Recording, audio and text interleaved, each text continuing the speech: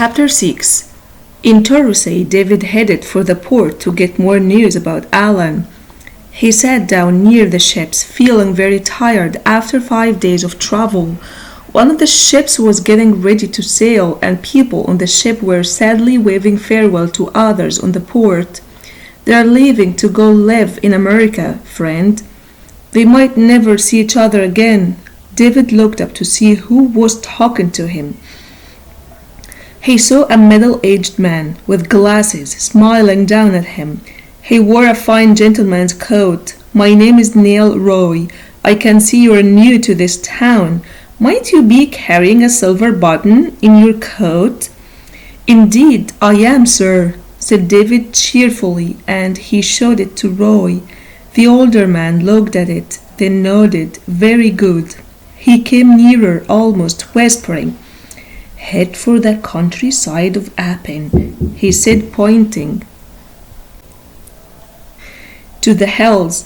"It's hard country, my boy, but there is a road. Don't worry, Alan is waiting for you there. And take care, because the king's agent Colin Campbell travels there with redcoat soldiers. God be with you, boy."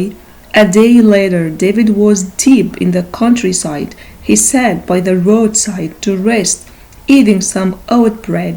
There was forest on either side of the road, and the trees grew right up the hills. It was very quiet except for the sound of birds. So far, no sign of Alan. David was thinking things over. Was it a bad decision to look for Alan? The king's soldiers are in this land, he thought.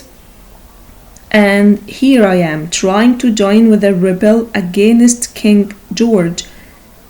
Is it right, or is it better to turn back? Forget Alan Stewart and return to my own village. Just then he heard the sound of horses coming closer.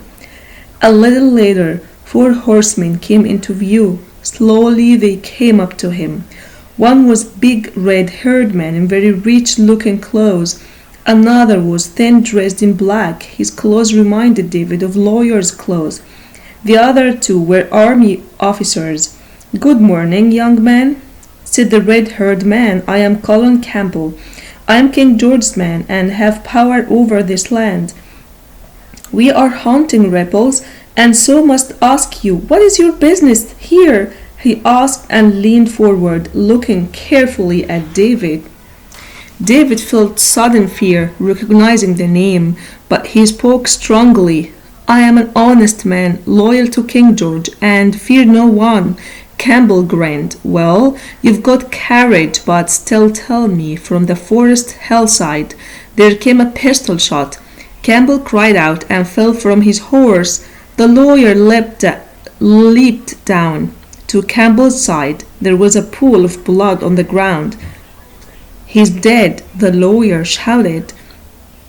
David looked to the hills and saw someone running into the bushes. The boy ran up the hill, intending to chase the killer. Down below, he heard the lawyer's voice. After that boy, he kept us here talking while the other rebels shot Campbell," he shouted. Terror grabbed David. They would never believe he was innocent. He started running blindly into the bushes. After a few minutes, he dared to look down the hill. More soldiers in redcoats were arriving. David ran on through the trees. He stopped, looking wildly around. He was a stranger there. Where to run to, he wondered. He suddenly turned, feeling a hand on his shoulder. There stood Alan Stewart. "Follow me, Davy, for your life," said Alan. They ran for some way, then crawled through bush. To David, this running seemed to go on forever. Finally, Alan stopped by a very thick and dark clump of trees. There they lay, and David gasped for breath. His body was itching. Alan moved to where he had a clear view of the hills. Then he came back to David. "They have missed us, Davy. They are moving away," he said.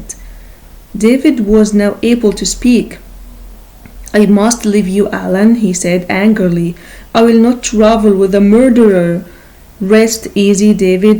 And keep your voice low. I wasn't the shooter, said Alan. Campbell deserved to die, but I would look into his face first before running him through with my sword. I am not a coward, he continued. David looked at Alan, still unsure. Alan pulled out his sword. Look, I swear by God and this sword I had nothing to do with his death, he said. That made David feel better and glad to hear that, Alan. I am glad to hear that, Alan, he said with relief. Well then, it's settled, Davy. Now I think it's safe to eat something here afterwards, Alan said. Davy, you must stay with me. I heard Campbell's man, the lawyer. He said you helped in the killing. The soldiers will never believe you, and they'll hang you immediately if they catch you. But if you stay with me, we may find some way to clear you of this killing. David looked thoughtfully with Alan. He would be living the life of a rebel, haunted by the king's soldiers. But he believed Alan was right. The courts would hang him, even though he was innocent. I am with you, Alan, for a while at least, he said, and they shook hands. Well, that too is settled, Davy, said his friend. Now we must carefully get out of these hills. We'll head for Auchern, the house of my cousin.